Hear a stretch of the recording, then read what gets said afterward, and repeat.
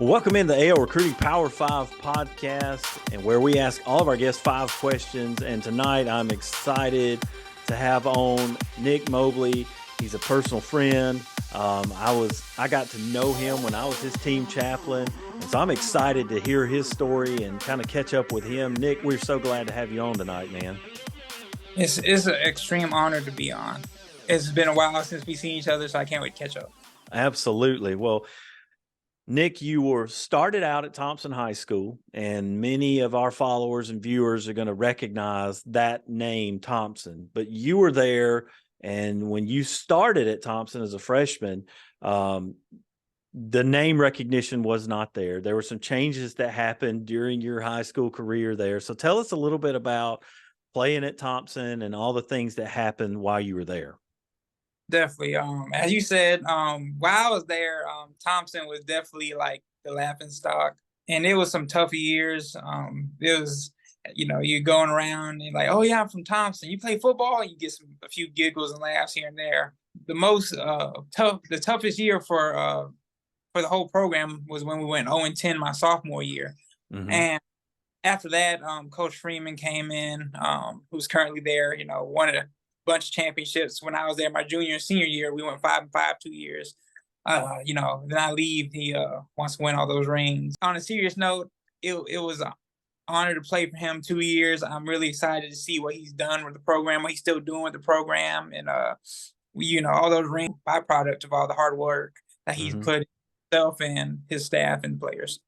To me, Nick, the thing I'll say about you is even when the years were lean, even when the years were tough, I remember as a team chaplain, I just hung out on the sideline during the games. But I was like, who's this freshman kid? Like, he's running around, hitting everybody, making plays. And I remember you being out there. I remember you as a sophomore. And the thing I knew about you and whether it was the first game of the season, last game of the season, man, the team could count on you to bring it every play, every snap, every game. And that was the thing that always stood out to me about you. And I've always appreciated that about you. Definitely. The standard I hold myself to is like, no matter what's your environment, what's your situation, that you have to live with a certain level of excellence. And the level of excellence raises every day just to progress. And if you're was good enough for that day, there's a better waiting for you tomorrow. And I just feel like, especially now, and as I was in high school, that if you strive to be your best, no matter what environment you're in, you'll rise to the top no matter where you're at. Yeah, and I think us fellow Christ followers, we have this big word for that. It's called sanctification, right? It's where we are progressively becoming more and more like Jesus every day. And we're just called to a standard of excellence in all areas of our life, whether it's football or school or a career or marriage, being dads. And so that's just that process of sanctification that's going on. And as your team chaplain, I know that about you, so I can bring it up. You played hard, you put good film out there, but share a little bit about what your recruiting process was like and how you ended up at South Alabama. Because I think your story is a little bit different than a lot of other guys in their recruiting process. Definitely. I was 7A Defensive Player of the Year, and that gave me a big head. I was thinking I'm definitely gonna get some offers. I had a great season, and then the offers didn't come. The highest offer I got was an NAIA, and I was getting D3 offers. That recruiting period was definitely a little tough for me, just because I thought I was going to be more successful in terms of getting offers. I got a lot of you're too short, you're too slow, not fast enough, not strong enough, and just the different things that people try to weigh the metrics, but they didn't believe what was on film could transfer over to the next level. They also take into account the hard aspect, the willpower, the determination. So this with college recruiting, sometimes it becomes a big pony show. Sometimes it's like who has the most, who looks the best, who has the best looking plays, not who is pound for pound the best player. Even though, again, there were definitely some really talented players out there. It was humbling, but it's one of the best things that ever happened to me that I walked on to South Alabama. And one thing that's very frustrating is many times when college coaches are watching film, they don't have an understanding of the level of competition.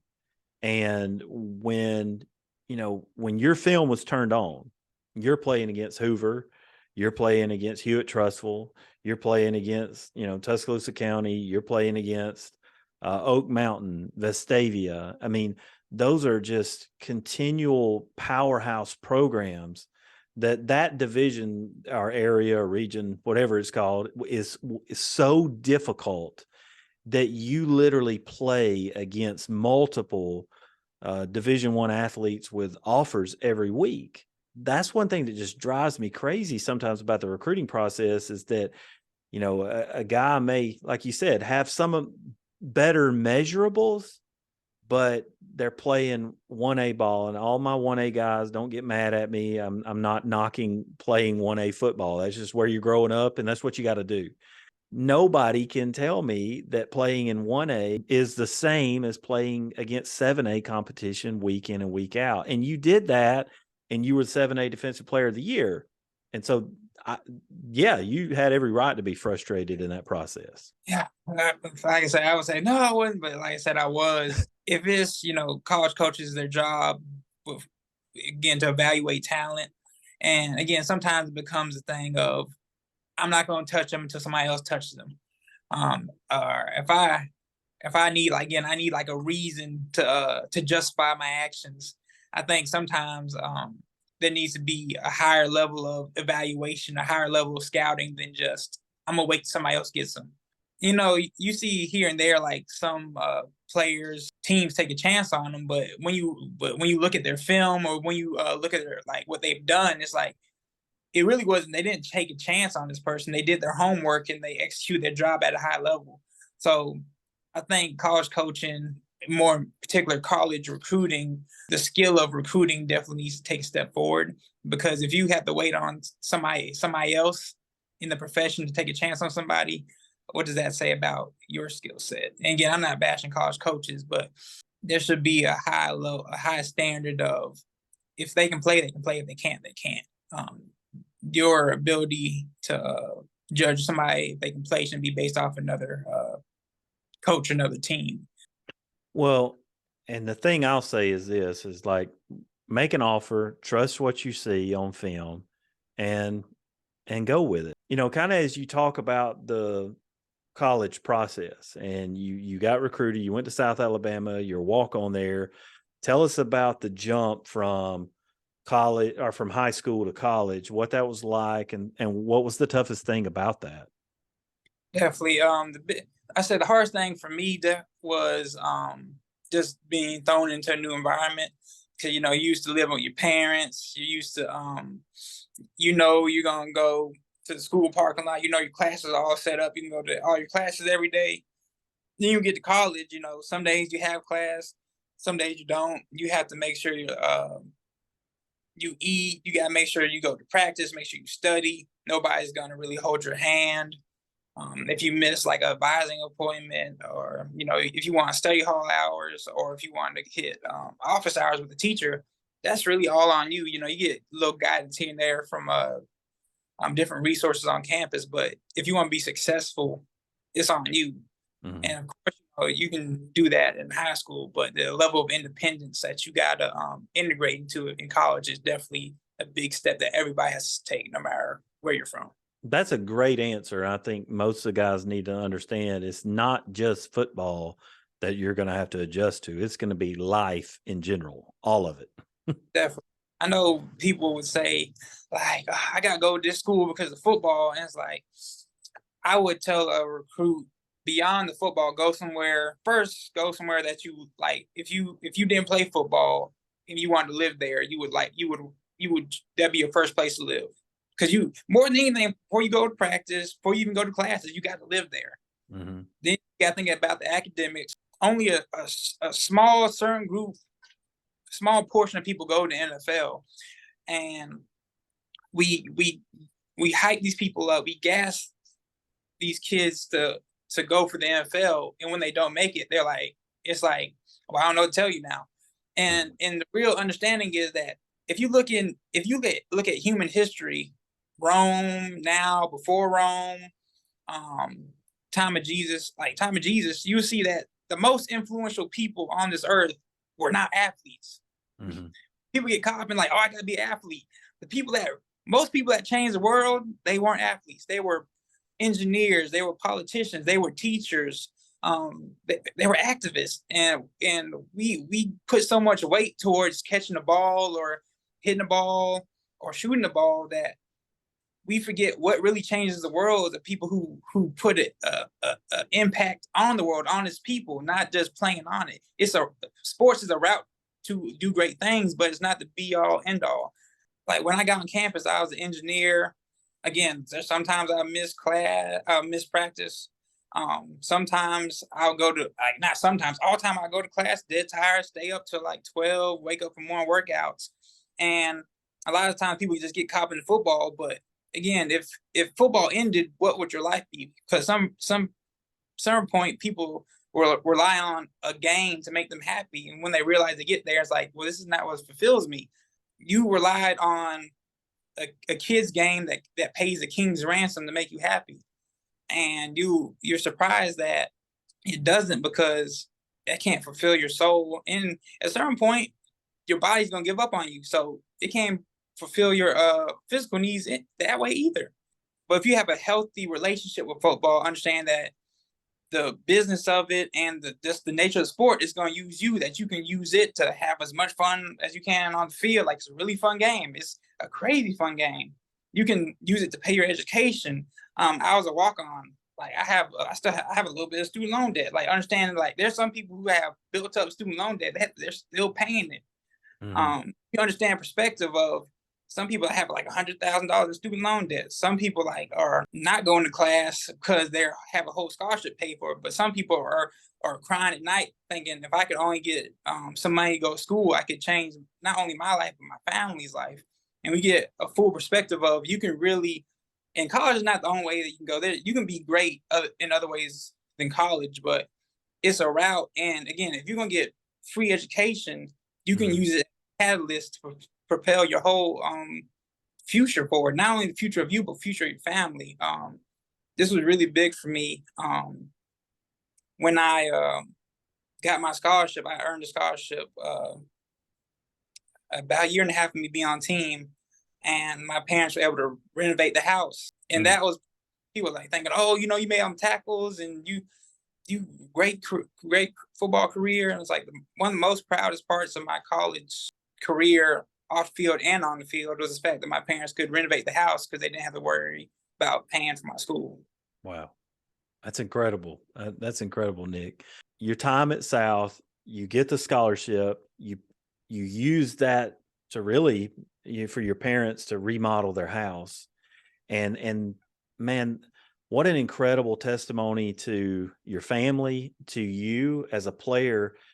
And it kind of leads me to something that we talked about leading up to our meeting and this interview, is that one of the things that was important to you was to kind of bring out, your legacy and what that looks like as a player.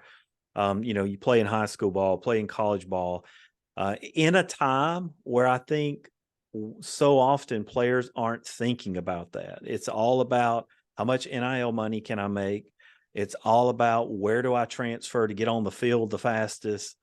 And really, man, sometimes it's just stick it out and leave a legacy. So tell us about what you're doing and what you did and how important that is to you. Definitely. So ending my career at South, I actually got hurt. I hurt my neck, but in truth, I played my whole high school career, my whole college career with a injured spinal injury. I had a hip injury through my high school and college career. I played through those injuries both careers, high school and collegiate. Fast forwarding to the end of my career at South, they said my neck was too messed up, so I had to retire. And it was an awesome it was a sad ending, but looking at everything I did, I played 3 seasons. I was with 3 seasons when I was playing, I was top 10 in tackles. Um, I was all conference, I was an honorable mention. And again, like I had all those different accolades, but what's more big than that, what was huge in my opinion was even though I did that, like I was able to impact lives on the football field, off the football field. Again, it's a lot of things that they saw like, man, you're doing great things. It's a byproduct of what God was doing inside of me. I was leading the student-led ministry on campus called Ransom. It's an acronym, so it's radical. Athlete and Student Oasis Ministries. I was a student leader while I was playing and doing engineering. I got 2 mentees here from the ministry right now. Now I've graduated. I oversee the ministry. There's a man named Jeremy Towns. He came down here. He played in the NFL. He was started at Sanford. He came down here for med school after he got done with the NFL. He mentored me.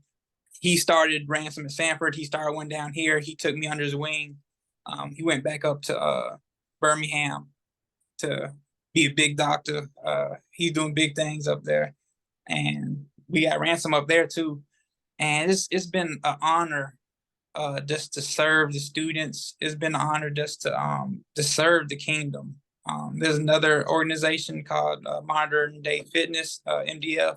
It's ran by Otis Leverett. I was trained. It's a training program, but it's a whole mentorship program. I was in it while I was in high school, and I'm still part of it now.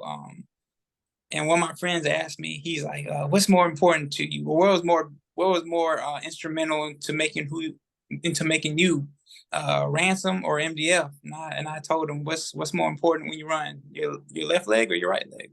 I realized everything that was happening wasn't a competition. It's kind of like how in the scripture said, you run a good race, and the race doesn't stop until I'm dead. I'm in the ground because God's just doing. He's continuing to do amazing things through me. He won't stop until I'm in the ground. And it's been an amazing legacy to understand that there were some L's I took for following God. There were some L's I took for trying to be a trailblazer. And that's the real thing about being a follower of Jesus Christ. It's fun to be a follower when everybody's saying, singing hymns, everybody's putting their hands up in worship, everything. That's nice. But what's a real test of a follower is when you have something to lose, or when it comes to your detriment, or when you look like a fool. It's like, are you a real follower, or when the benefits run out, does your faith run out too? Mm. And it's been an amazing journey for me, again, both those organizations, because you would think like, oh, you've been mentoring and pouring into people, but just as the leader pours in, is really in a way selfish, because as they poured into me, they helped raise me. It takes, how they say, it takes a village to raise a child. It takes a village to raise a leader too. Mm. And I've grown so much, and I'm so big on legacy. Like, I'm just 24, but everything I'm thinking of is based off of legacy, because at some point you won't get mad about certain things. You won't get frustrated about certain things. You won't stay late up night about certain things if you understand that is this the end product that God wants me to be at? Is this the place that God's leading me to, or is this the person that God wants me to walk with? But if those things don't add up, it's like I don't have to spend energy or waste energy that's not taking me to a heavenly appointment, because everything else it's just going to slow you down. And a lot of times we miss our blessings, or we delay our blessings because we're too busy looking out the window, and God's saying, if you just stick on straight and narrow, you'll change so many people. And again, a byproduct of you changing people is God will change you. I think so often, Nick, the one thing that really stands out to me, and, as somebody who's 39 and I've done ministry and done a lot of different things in ministry, try big things, try to do big things. And for those that are Christians, try to do big things for the kingdom of God. Here's the thing I'll say, and I've tried ministry things and failed, and I've tried ministry things and quit. and I've tried ministry things and they've been successful. But the things I regret the most in my life are the times I quit, not when I failed. The things I have the biggest regrets for and that kind of hang over me the most are the times I gave up.